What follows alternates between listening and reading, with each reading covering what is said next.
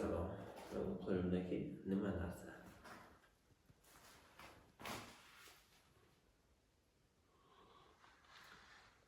Haliyam bilmagan bo'lsangiz, endi men aytaman. Zametga qilgan bo'lsangiz, mana orqamga yer sharini rasmi turibdi. Proyektor orqali uzatadi. Xuddi mana shu narsa proyektor bo'ladi. Bu oddiy USB Type-C dan zaryadka oladi. Bitta knopkasi bor. Bossangiz yonadi, qo'yasiz o'chadi.